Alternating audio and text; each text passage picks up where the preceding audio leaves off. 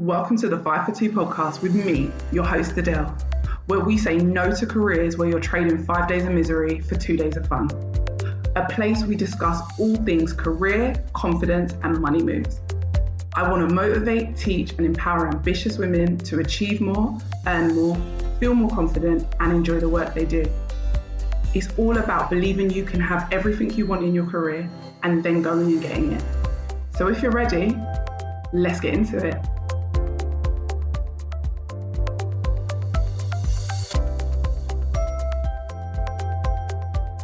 Hey guys, back with another episode. And this week we are talking about obviously career changing, because that's what we're always talking about. I have got a special guest and we're going to be talking about how to change career and stay in your own lane. And you guys know, that's real important. I say it all the time. Stop worrying about what other people have. Stop worrying about what you don't have and focus on what you do have and how you can make that work for you. So today, that is what we are going to be talking about. I'm talking to the amazing Phebi King, who is a mother of 4, and she is a systems strategist and the founder of Freedom with Simple Systems. She is here to talk to me all about, she's changed career more than once, guys. And we're talking about her 9-to-5 world. And then her last career change was into being a business owner. So we're going to talk about all of it, how she got to where she is, how she did it with 4 children. Obviously, she didn't have 4 children all at the beginning, but we're going to go through and talk to you. And everyone, whether you're a mum or not, you're going to be able to get something from this episode because staying in your own lane is important to all of us. So Phebi, welcome. Introduce yourself a little bit. Tell us who you are. Thank you for having me. I'm super excited to be here. So hello, everyone. I'm Phebi. I am a mum of 4, wife, and a business owner. Yeah, what else? System strategist. So I help service-based business owners to streamline, organize, and automate their business back end. So all your operational stuff, I help you with it. I particularly specialize in client management systems, so helping you to build client relationships as well as improve your client experience. So that's me in a nutshell. Love it. And as you can all hear, Phebi is also from the UK, from her accent. My last couple of guests have been from the US. But today, 2 London, 2 British girls coming at you. So I'm going to dive right into it because you're currently a business owner, founder. You help people get all their operations, all the back end in line. But this isn't where you started. Very far from it. So let the people know where you started in your career. What was your first big position, out of university? Did you go to university? Let the people know, what was your first career? And then what made you decide you wanted to make a change? Okay. So I went to university and I studied nursing. I studied big nursing. Difference? Yeah, very big difference. I studied nursing and then came out, obviously got a job in nursing and was doing that for a while. But as I always knew that I wanted to start my own business. And then I met this lady at work one day. She was an agency nurse. And then she introduced me into the world of nursing and how much more money you can make and stuff like that. So I obviously quit my job and I went into agency, sort of like contracting, where you work in different places for a certain amount of time. And yeah, you make more money than a regular employee, shall I say. Well, back then anyway. Things have definitely changed now. But yes, I worked as a nurse for a long time, but while I was in nursing as well, I was taking part in different projects. So things like putting in new systems into the organisation, the way we manage our records and those sorts of things. So I took interest in that, I took part in it. I even started to develop different things myself. One of the issues that we had when I was working in the community was handing over information. So, and that was basically how you collaborate with your colleagues and things like that. There was a big issue, things were everywhere and I didn't like mess. So I implemented a system. It was basically like an Excel sheet, but it was so automated and it was so organized that whenever there was a change in the way anybody worked, or maybe a staff member was moving to another place and they needed to hand over their clients, we was able to get that information easily. So that was one of the systems or processes that I created while I was working as a nurse, not knowing that I'll be doing the same thing like years later. So anyway, I decided that I wanted to change careers because I knew nursing was good, but I knew there was another strong point. There was another gift that I had, which was in IT, tech. We call it IT back then. Everyone calls it tech now. But anyway, yeah, so that was something that I was always good at. So I transitioned. I went into project management. So I did some training, and I went into project management. And I used my skills that I developed in nursing to actually get a job in project management. So my first job in the project management industry was a PMO analyst, which is what I wanted to be. But what I want you to gain from that is that I used my previous experience to get that job, even though I was never a PMO analyst before. Does that make sense? Yes, 100%. And I love that you said that, because I know a lot of people listening feel like you have to have the experience to change industry. But I'm always like, it's not true. Like, you don't have to have a qualification necessary, and you don't have to have the experience. And yes, you went and did some training, but you weren't like this high level person who had done project management. You'd never, ever done any project management before, as far as outside of nursing. Because obviously, I think what's really important that you just said is that you started managing, you saw a problem and started helping to manage the systems, which was a type of project management. It was a skill set that you developed that was transferable. I think people aren't looking, they will just be listening to you saying, oh, but you were a nurse. How can you go from nurse instead of looking into the detail? Like, job titles are job titles, guys, but a lot of us are doing way more things outside of what our normal job title is. So I love that you said that. So what were some of the transferable skills that you feel like you transferred over? So it was the organisation. As a nurse, you need to be organised. When you're on the ward or whether you're in the community, you need to have everything together because, you don't want to mess things up. You want to make sure that you know what you're doing. Documentation, when you go into project management, you're doing a lot of documentation. Nursing, we're using computers. We have systems that we use. Same way in project management, we have those people skills is definitely important. I have a lot of people. As a nurse, you have people skills. You know how to come down to people's level. You know how to speak to to top stakeholders, i.e. your manager or directors and things like that. And then you take that to project management. You have to speak to stakeholders, key stakeholders. And understanding how to communicate with them as well is definitely important. So it's really things that people might not think are the same. Really and truly, the skills that you need in nursing is the skills that you need in project management anyway. Do you understand? Because everything that I learned in nursing, in terms of managing my workload as well, you need to learn what comes first, having the priority system. In project management, there's different tasks that need to be due. Maybe you've got a meeting, you've got reports to write. We did reports in nursing as well. So when I came to project management, writing reports wasn't hard because I already done them. That's why I went for the training. It's just to learn the lingo, just to learn how they do things. Not necessarily the skill, to learn the skill, because I already had the skills. It was just, how do they write their reports? Obviously are different to nursing, isn't it, right? So things like writing status reports. So those little things is what I went training for, which was good. So so I transferred, went into project management and became a PMO analyst. So after doing that, I was living in London at the time, and I had 2 young kids. And I said, you know what? I moved out of London and I said, I'm not doing this. This life, this train journey is not for me. I cannot be jumping on the train and running because I need to pick up my kids from nursery. This life is not for me. It's hard. It is hard.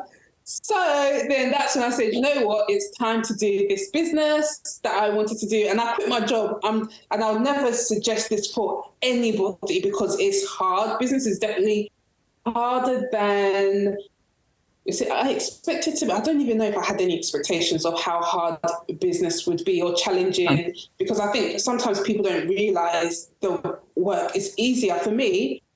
It's easier to make money as an employee than a business because preach! Oh my gosh! I feel like I'm so happy you said that. People understand. I can say the same thing. working a 9 to 5 is 1 million times easier than being an entrepreneur or solopreneur and doing all this thing by yourself. People are out here thinking, oh yeah, running a business is easy. No, unless your name is Prada and Gucci and you've been around for a long time and you really are making money every single day. Mm-hmm. Oh my gosh, I'm so happy that you said that. Like, I was sitting here, you guys are not gonna be able to see my face because obviously this audio. I lit up when Phoebe said that because I think enough people don't talk about it. We're both business owners and enough people don't talk about the fact that jobbing for a 9 to 5 to work for someone else, even when I was the boss running someone else's company, so much easier than having your own business. It's true, because at the end of the day, as a business owner, you're in charge of the marketing, sales, operations as well. Like literally, you're wearing all the hats. And even when you do start to hire people, you're going to start having palpitations because does this person care about my business the way I care about it?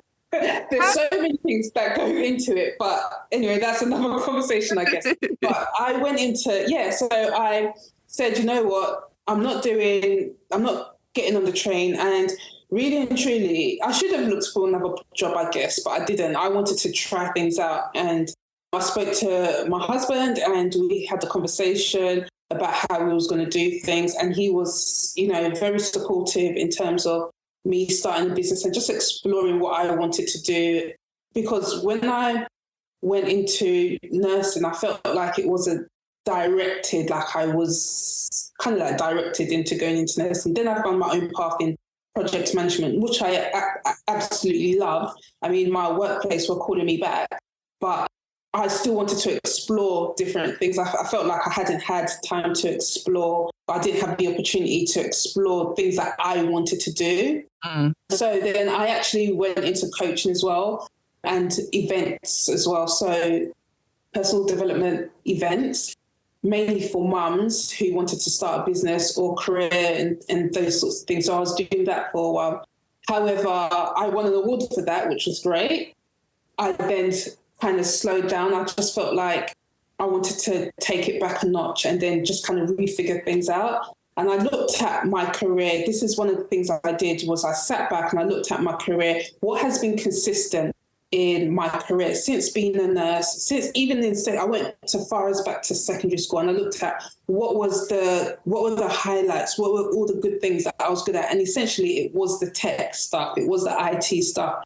Being in school, I did really good in information technology. When I went to nursing, I was the person there for tech, or, I implemented systems. When I was a PMO, I was really good at organizing the project back end and governance and all those sorts of things. So I then started, when looking at that, I knew it was systems or being a service provider for other businesses. So I started implementing onboarding systems because I knew that was something a lot of businesses or, service-based business owners such as coaches or even consultants were struggling with. They didn't want to do the admin or anything like that. They didn't want to have to deal with the tech. Like, it was just too much for them. So that's where I came in. I took the tech off their hands. I took the admin off their hands and started to implement those systems and processes that they needed in their business to ensure that their business was professional and, came across professional to other businesses and corporations that they were working with. Oh, so that's I love how that. I got to where I am in a long way. No, I love that. I love that because you really explain to everyone like how you do it. Exploration. And I know a lot of people listening will probably be like, oh yeah, but maybe she had more of like the funds or the, like, you had more of the resources to be able to do it. And I can see Phoebe shaking her head right now, guys. So just so you know, so she's probably going to talk on this in 1 second. But basically you figured out how to explore and you tried your hand at personal development coaching. You tried your hand at things. And then you literally stopped and said, right, let me go back to the beginning. And this is what I work with my clients with. I say to my clients all the time, start at the beginning. What have you consistently been good at? What have you, in every single job, what do people come to you for? Like, for me, it was always problem solving. I didn't realize it at the time, but even when I was at my shyest, because I'm like the biggest introvert, when I was at my shyest, people would always be like, oh, Adele, this happened. What do you think? And I'd be like, oh, why don't you just do X, Y, Z? And they'd be like, oh my God, why didn't I think of that? People in my personal life, that was normal to me. I was like, oh, why doesn't everyone think like that? But you said you went back to to secondary school and you were like, you know what, I'm really good at IT and I enjoy it. And I think that's important. Like you really sat and figured it out. But as far as like anyone listening who says, well, maybe you had the resources to just up and quit your job without having anything else lined up. Talk about that part. Mate, resources. I had just bought a new house at that point. So when you buy a new house as well, you ain't got that much money left over until a few months' time when you pick up back again. Right. So we had just bought a house. Yes, I had my husband, which is support. But for anybody listening as well, I think it's use the resources, use your free resources. I had my mum who, like friends and family, use childcare. That's how I was able to save money to do all of that stuff. And you have, again, that's why I would never recommend anyone to just stop what they're doing. You have to plan it in advance, especially if you know you haven't got the resources just to stop. Like you ain't got no one, like a single mum, or, you know, you haven't got anyone else to lean back on. That's where you have to plan, isn't it, right? Just sit down one day and just look at your finances and say, how much do I need to make every month to do X, Y, and Z? And then you need to plan out what is it that you need to do to get there? What can you offer? Again, I always advise, I don't always advise, but I just say, make sure whatever you're doing is tangible and people can understand the results or the transformation that you're giving. If it's like, if you wanted to start a side hustle, start off as a side hustle, work nights, do nights and stuff like that. To be honest as well, one thing, I still had my NMC pin, so I was still working as a nurse in terms of night shifts as well. So you did like bank staff work. Yeah. So you did bank stuff. So you still picked up extra shifts while you were working. So see there, guys, that's the resources. She still was working night shift. She found a way to work on her business and have a business. But when she needed extra money, she was able to go and do bank staff. So sometimes people don't see that. They see one vision and they think it's all rosy and they don't understand actually when you really want something, you got to do what you got to do. And you was doing that night shift like with 2 children. With 2 children and a husband, another mouth. You know, someone else that I needed to care for and wanted my attention, because it's not easy as well. So I think definitely you have to plan how you're going to do things. I think that's looking at your own situation. I always say to everybody, never look at somebody else and think, oh, that person's got this, because you don't know how they got there. You have to look at your own situation. No 2 fingers are the same height or the same. You understand? So I think definitely you have to look at your own situation. That's what I really want to get into people's heads, is stop looking at other people and saying, oh, this person's got this person's got that. Look at your own situation. And if you need help, get the help, you know. That's 100%. One of the key things that I want to. No, I totally agree. I remember when me and you first talked, like when we first had our conversation and we were sort of networking, getting to know each other. And I remember you saying that what you could do when you had 2 children wasn't the same as what you could do when you had 4 children. And you had to understand how to give yourself grace. Can you share just a little bit about that? Like understanding how to stay in your lane, because 2 children and 4 children was very different when you're working. Yeah, so it is definitely different. I think being a business owner as well, put so much pressure.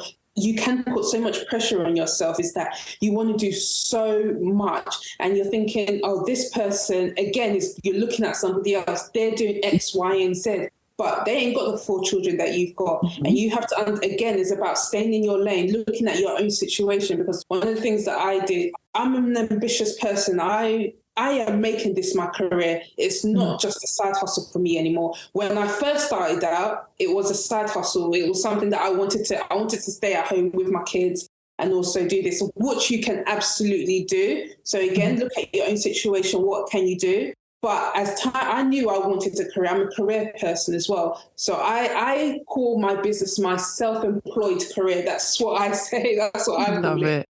And yeah, it's just about understand. I remember it, like my children need me as well. So I need to be able to give to them as well as give to my business. Yes, sometimes different things my kids will take priority at one stage, and my business might take priority the next day. It's not always the same. You can't balance it. You can't balance it. That's one thing you understand. But again, it's just, staying in your lane and giving yourself grace and understanding that, you're not the same as somebody else. Your situation is not the same as other people, really.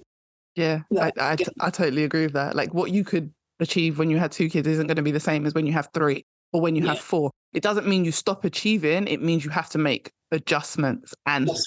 stop looking at other people. That's so important as well. Like saying, oh my gosh, but she started her business the same time as me. Or she changed career in like 12 weeks. So sometimes I work with people and literally 10 weeks change career. And then other people, 4 months. And looking at someone else will slow you down. That's what I honestly believe. Like looking at other people will slow you down because you're chasing them instead of chasing your goals. And that's such an important thing, like giving yourself grace and being like, actually, I'm not the same mum or person I was 3 years ago when I started this or 2 years ago. I now have other responsibilities. Things have changed. Like no way, like for me, no way was things the same when my daughter was young. Like I was working full time. I was started my first side hustle. She was like 5 or 6. Exactly what you said, doing the school run, having to get the train, like doing all this nonsense. And then like her now as a teenager, it's much easier because there's not, yes, I still have to run after her. These guys don't believe that because I have a teenager, I don't still have to run after her because I do. Mumming never stops. It's a joke. They lie to you when they tell you, oh, when they get older, it gets easier. It's a lie. When they move out your house, maybe it gets easier, but when they live in your house, it doesn't get easier. Having a 16-year-old is not easy, but I don't have to, still not the same. She could I don't have to carry lunch boxes, bag, and all this other nonsense. Like I was a full single mum at one point. Like it's very different.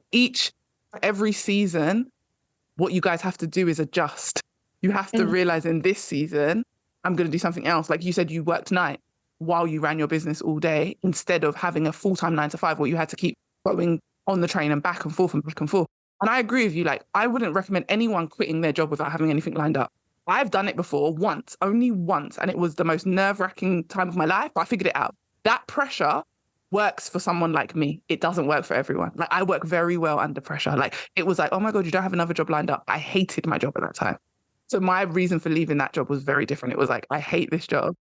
But then I'm sure like there's something there, like you wouldn't just quit. Like you knew that you probably had something, which it might be far steps back, but there must have been something there that you could fall back on, because quitting your job just like that is crazy without anything, without no savings or anything. I'm going to be honest with you. That time of my life, I had no savings.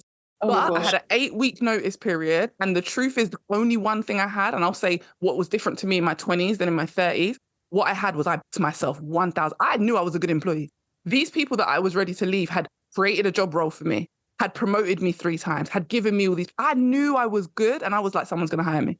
That's all I had. I'm not going to lie to you. I had that I backed myself 1,000,000%. And I went into, okay, I've got 8 weeks to figure this out. And 8 weeks is quite a long period of time. And I think knowing that I was going to get at least 2 more months' salary is what I had to fall back on. If that makes sense. There you go. Yeah. You had 2 more that months. was it. I had 2 more months. And it's like, some people would have been like, oh my God, you only have 2 months. That's not enough. Or I only have 1 more salary, 2 more salaries. No, I have 2 more salaries. And it's how do you look at it? The glass wasn't half empty. It was half full because I still had 2 more. I gave my notice, having 2 more salaries coming. And you knew you had to make it in that time.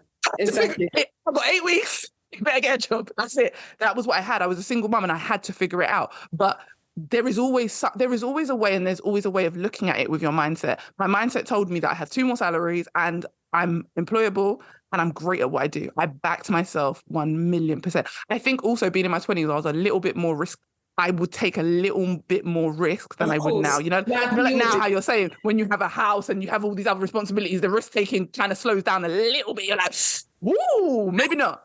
Yeah. So I think I was willing, like in my 20s, I was like, right, this is the best time to do it. Let's go.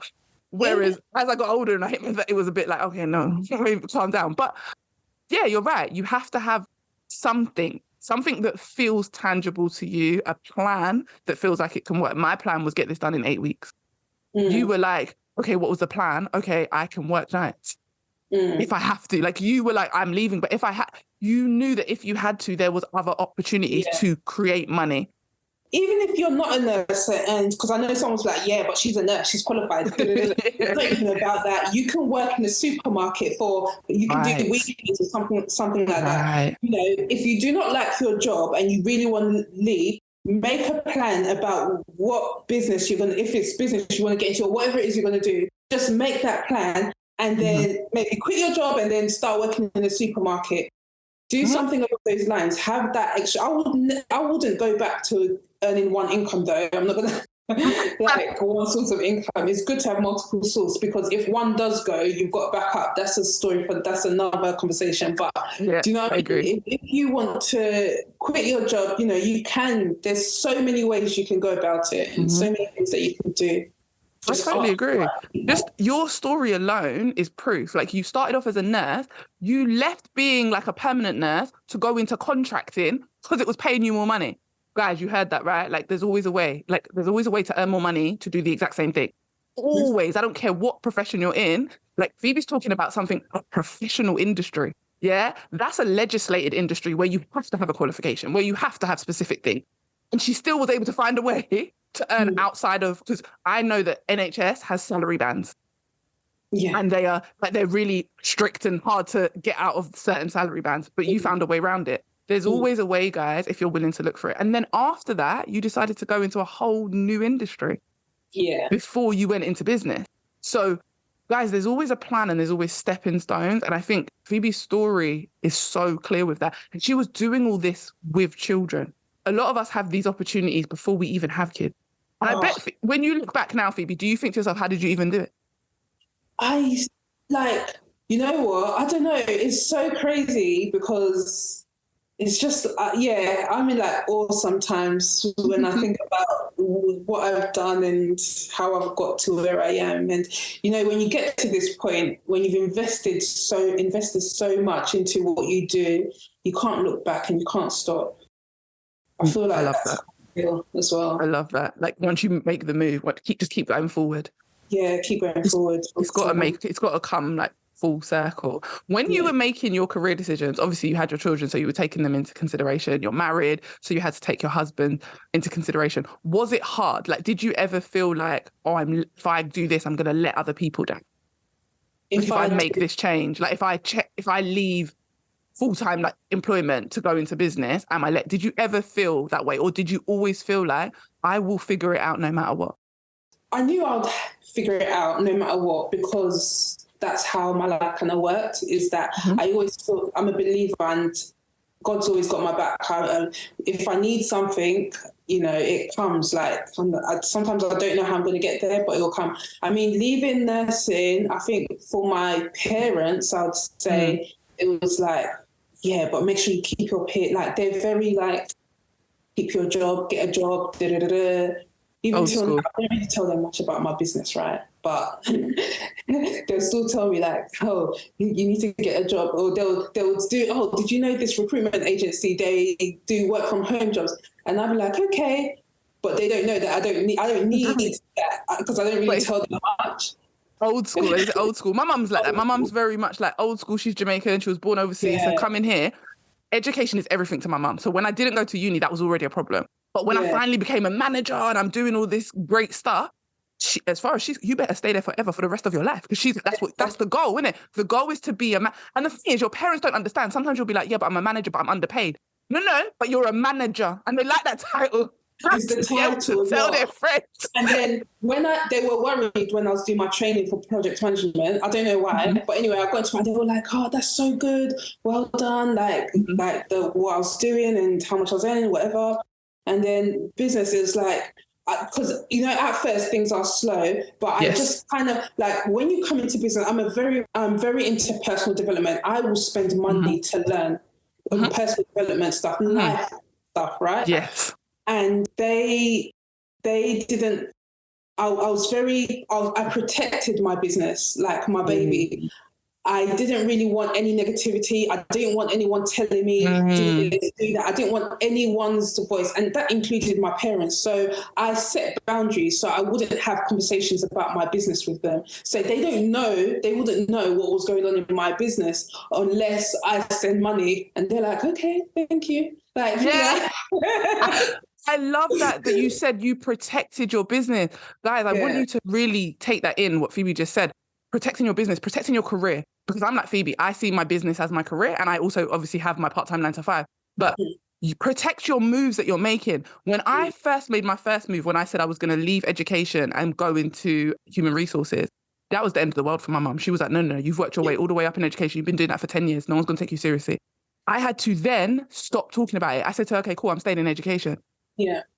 When I then changed, and then got promoted a month later, then I told her. I said, I'm getting I've got a new job and this is Exactly. because you sometimes have to protect your peace until the moment of truth. And now, just like your family, when I'm saying to my mom, come, let's go Dubai, let's go and do this, she's like, yes. Oh, but wasn't you the one telling me that I'm not going to make it because I didn't do certain things? It's not even that they won't even tell you. They won't even tell you that you're not going to drop hints. It's just like, and you don't want like being having that growth mindset. You don't want anyone to, and I'm very much, I have to protect anything that goes into my ears. I have to, because I know the kind of person I am, and I will dwell on things. If somebody said something to me, it can affect like my ears, especially if it's coming from your parents, your family, the one you love. Even though they're not saying that you're going to fail, they will just be saying stuff that's making you think to yourself like, oh, what I'm doing is not going to work and stuff like that. Like, again, it's that old school mindset. So I had to protect myself. I wouldn't talk about my business with them. I'll speak to my mentors. That's why I advocate for mentors, especially ones that you can relate to, because you need to speak to somebody about your business and things like that. So I've always had a mentor, always, had a coach at some point as well. So those are the people who kept me going as well. Surrounding yourself with like-minded people. I know it's so cliche to say all these things, but really and truly, you have to, surround yourself with people who are at your level, if not better than you, going to those networking events. Reading books, oh my gosh, that is a changer. It is a game changer once you start reading.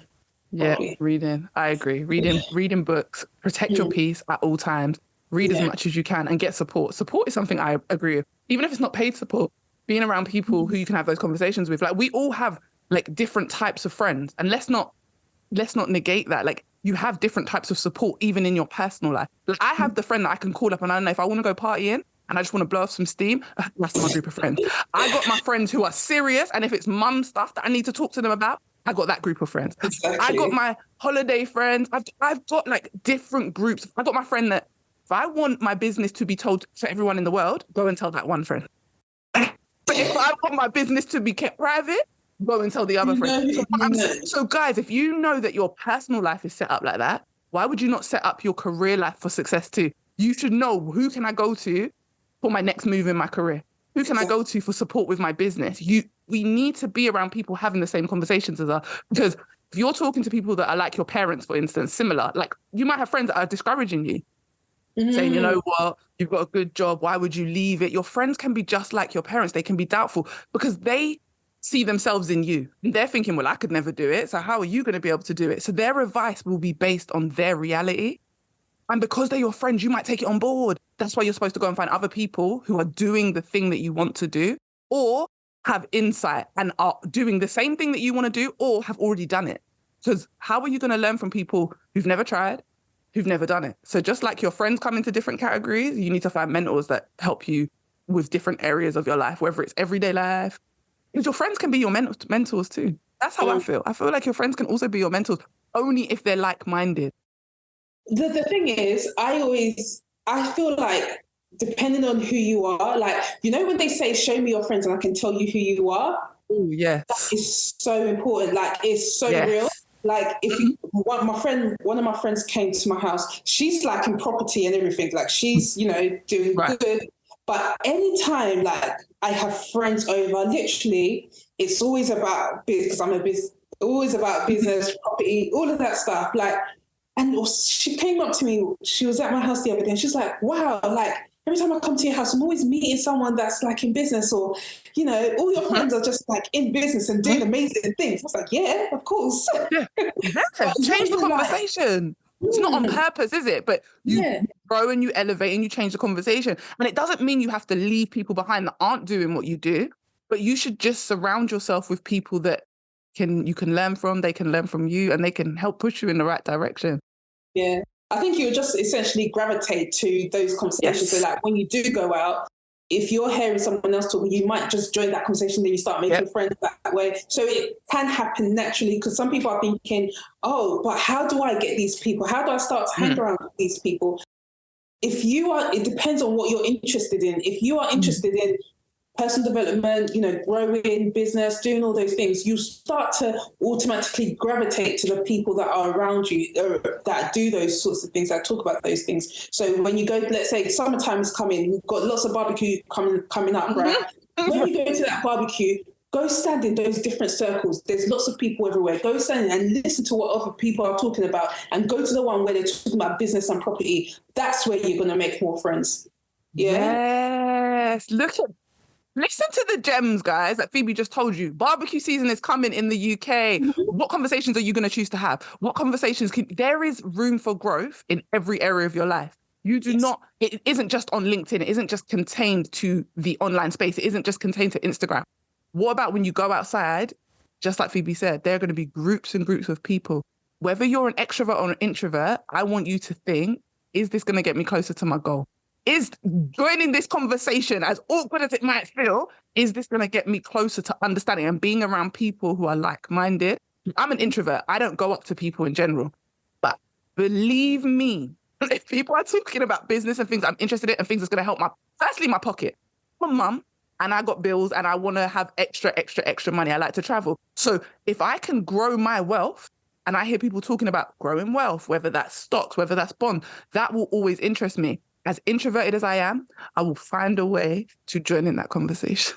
This is why me and you click, because I'm an introvert. If you speak to my friends, they'll tell you, I don't talk. I observe. When I go out, I observe. But if you're speaking the right conversations, if you're having the right conversations, I'm gonna be there. And that's when people think I'm an extrovert. They'll be like, wait, you can't be introverted. You're just, because it interested me. That's the only reason. Because if it wasn't interest, I would have been standing there looking at everyone. Same here. This is why we connect. Yeah, definitely. We feel the introvert energy. Yes, and this is what I say to people. Look at this. I'm here doing a podcast. And I'm an introvert. But people will assume because I'm willing to do a podcast, but I enjoy my podcast. It helps other people. These are the conversations I want to have. I get to meet people like Phebi because I'm a coach and I put myself out there and I push against my comfort zone. So just understand, guys, that the point of this whole episode is staying in your lane, but understanding that your lane isn't defined by friends, family, society, the fact that you're an introvert or an extrovert. None of these things define the lane you're in. The lane you're in is the lane you choose. The lane you're in is the lane you decide works for you. And if you're doing something now and it's not working, how can you change it even 1%? Said it all the time. You don't have to change everything by 100%, 1% at a time. Phebi had the confidence to start a business because she'd already changed industry. She knew she could do it. So before we leave you guys, Phebi, what's advice that would you give to someone right now, whether they want to change into a business or change into another 9-to-5?